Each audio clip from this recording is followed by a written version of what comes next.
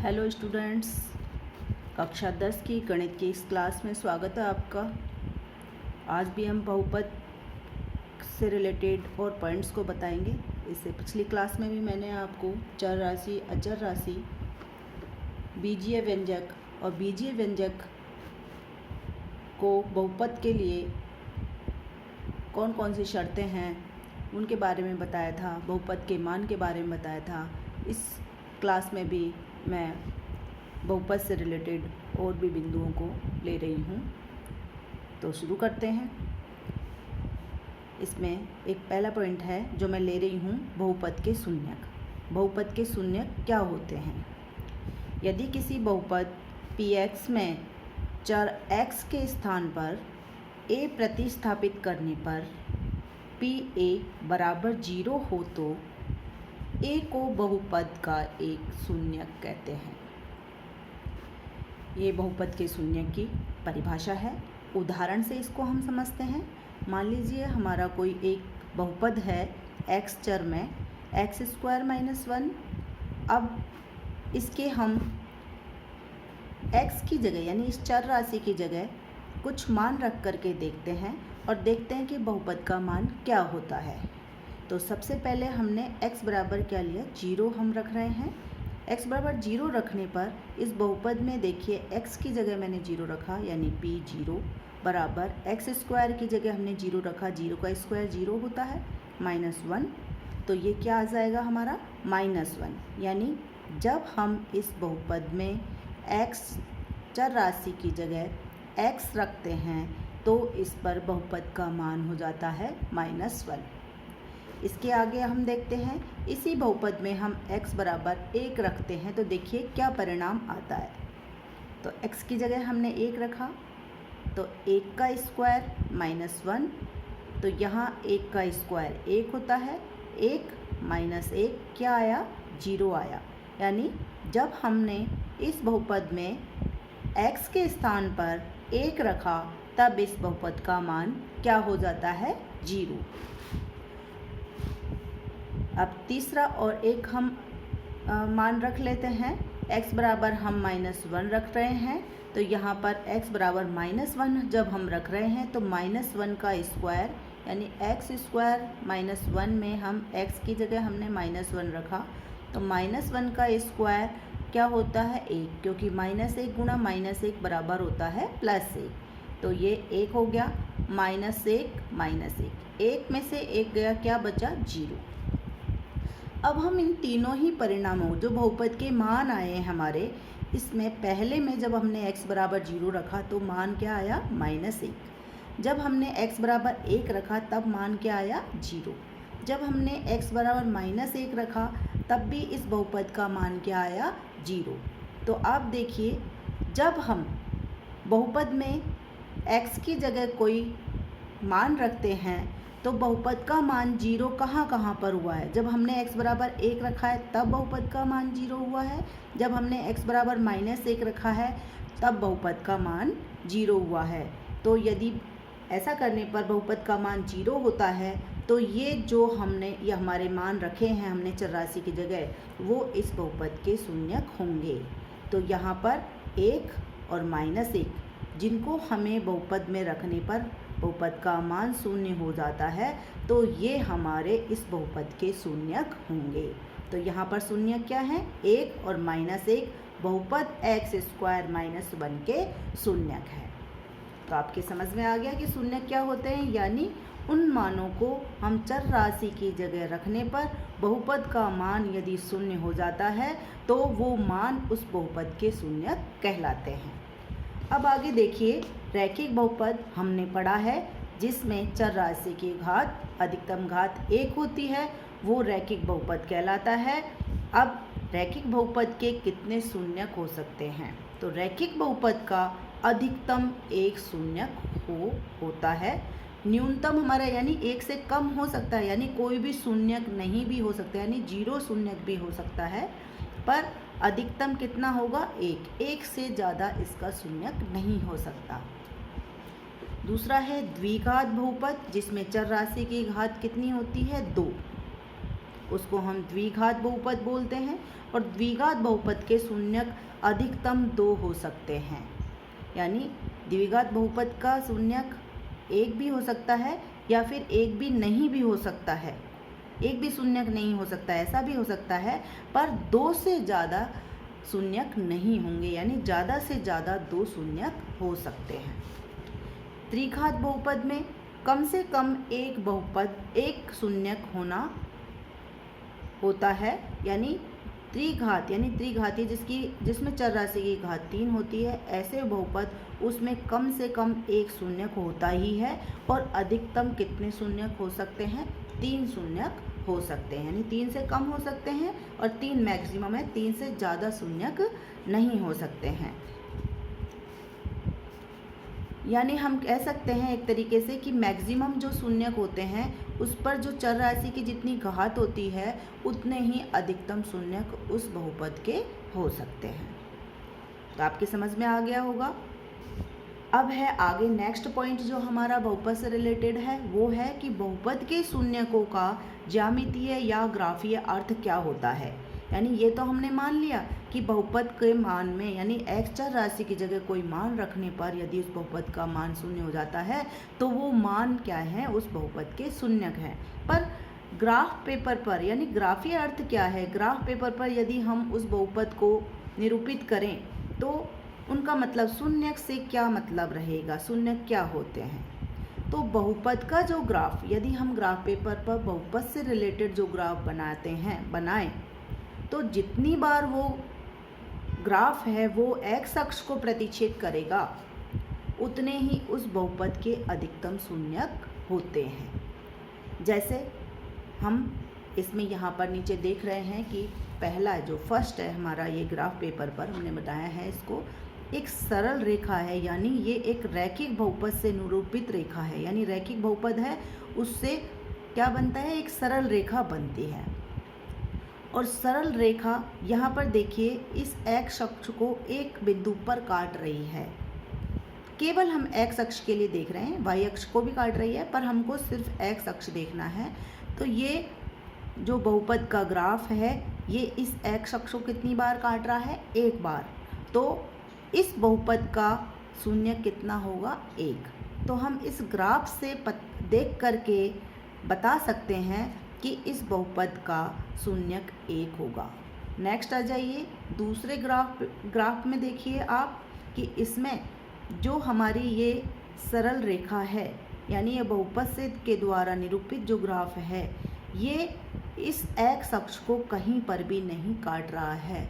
इसका मतलब इस बहुपद का कोई भी शून्यक नहीं होगा। थर्ड में देखिए तीसरे ग्राफ में कि इसमें एक परवलय यानी परवलय वाली आकृति बनी हुई है। ये हमारे बहुपद के द्वारा निरूपित ग्राफ है। यहाँ पर देखिए ये x अक्ष को, जो ये बहुपद का ग्राफ है, ये x अक्ष को कितने बिंदु पे काट रहा है? 2 बिंदुओं पे। तो इसका मतलब कि इस बहुपद के कितने शून्यक हैं? 2 शून्यक हैं। नेक्स्ट देखिए यहाँ पर एक बिंदु पर ये ग्राफ है वो एक बिंदु पर इस x अक्ष को काट रहा है। इसका मतलब है कि इस बहुपद के कितना शून्यक है? 1 शून्यक है। पांचवें में हम देखते हैं तो ये जो हमारा ग्राफ है ये x अक्ष को 3 बिंदुओं पर काट रहा है, 1, 2 और 3। इसका अर्थ है कि इस बहुपद के कितने शून्यक होंगे? 3, 1, 2, 3। फिर 6th में हम देखते हैं कि ये जो ग्राफ है x अक्ष को एक बिंदु पर काट रहा है। इसका मतलब इस बहुपद के कितने शून्यक होंगे? 1 शून्यक होगा। तो हम बहुपद के शून्यकों को ग्राफ पर अगर हम दर्शाएं बहुपदों को तो उससे हम पता लगा सकते हैं कि उसके कितने शून्यक हैं। अब जो यहाँ पर ये शून्यक का मान क्या होता है ये भी मैं बता देती हूँ आपको कि ये x अक्ष पर काट रहा है ये बहुपद का ग्राफ। तो ये इसका जो x निर्देशांक है यहाँ पर इस बिंदु का जो x निर्देशांक है वो ही इस बहुपद का शून्यक होगा। यहाँ पर देखिए ये जो x निर्देशांक हैं इधर माइनस में आएगा क्योंकि ये इधर की तरफ है और राइट हैंड साइड में यहाँ पॉजिटिव नंबर होते हैं, तो यहाँ पर ये पॉजिटिव होगा, धनात्मक होगा। तो इसमें हमारे दो शून्यक हैं, तो यहाँ पर जो x की वैल्यू है वो ही इस बहुपद का शून्यक होगा। यहाँ पर भी जो x की वैल्यू है वो ही इस बहुपद का शून्यक होगा। तो हम ग्राफ को देख करके भी बहुपद के शून्यकों की संख्या बता सकते हैं और शून्यक भी बता सकते हैं। यही बहुपद के शून्यकों का ज्यामितीय या ग्राफीय अर्थ होता है। अब हम एक्सरसाइज 2.1 के कुछ सवाल हैं जो इससे ही रिलेटेड हैं, तो उनको हम एक बार देख लेते हैं। तो देखिए इसमें हम एक्सरसाइज 2.1 है, इसके देखिए इसमें पूछा गया है कि जो ये ग्राफ है दिए गए, जो यहाँ पर हमें जो बहुपद के ग्राफ दिए गए हैं वो उनमें हमको शून्यकों की संख्या बतानी है कि शून्यकों की संख्या कितनी है। तो फर्स्ट ग्राफ को हम देखते हैं कि यहाँ पर जो ये सरल रेखा है ये एक्स अक्ष को कहीं पर भी नहीं काट रही है, इसलिए इसमें शून्यकों की संख्या कितनी होगी? 0। इस दूसरे सवाल में देखिए यहाँ पर ये ग्राफ एक्स अक्ष को एक बिंदु पर काट रहा है, इसलिए इसमें आंसर क्या आएगा? शून्यकों की संख्या कितनी है? 1। तीसरे में देखिए ये ग्राफ एक्स अक्ष को 3 बिंदु पर काट रहा है, 1, 2 और ये 3 बिंदु पर काट रहा है, तो इसके शून्य कितने होंगे बताइए? 3 ही होंगे। फिर फोर्थ में देखिए आप कि इसमें जो ग्राफ है एक्स अक्ष को कितने बिंदुओं पर काट रहा है? 2 बिंदुओं पर, तो इसके शून्य कितने होंगे? 2। फिफ्थ में देखिए आप इसमें एक्स अक्ष को कितने बिंदुओं पर ये काट रहा है ग्राफ? 1, 2, 3, 4, यानी इस बहुपद के जो शून्यक हैं वो कितने होंगे? 4। यहाँ सिक्स्थ में लास्ट में देखिए आप लास्ट क्वेश्चन में कि इसमें एक्स अक्ष को ये ग्राफ 1, 2 और 3 जगह काट रहा है, इसका मतलब है कि इस बहुपद के कितने शून्यक होंगे? 3 शून्यक होंगे। तो ये एक्सरसाइज 2.1 छोटी सी है, ज़्यादा खास नहीं है, पर मैंने आपको ये बता दिए। अब आगे हम देखते हैं कि नेक्स्ट जो पॉइंट है वो हम ले लेते हैं बहुपद के शून्यकों और गुणांकों में संबंध। कि बहुपद के यदि हम शून्यक निकालें और उसके गुणांकों को देखें तो आपस में क्या संबंध होता है वो हम देख लेते हैं। तो यहाँ देखिए एक बहुपद है हमारा ax² + bx + c। अब गुणांक आपको पता ही है कि x² का गुणांक क्या है? a, x का गुणांक कितना है? b, और ये c क्या है? अचर पद है, जो हम पहले पढ़ चुके हैं। यदि मान लीजिए इस बहुपद के 2 शून्यक हैं अल्फा और बीटा, ये 2 शून्यक हैं, तो दोनों शून्यकों का योग यानी अल्फा + बीटा बराबर क्या होता है? -b/a, यानी b क्या है? -b क्या है? x का गुणांक, यानी इस x का गुणांक, बटा a क्या है? x² का गुणांक।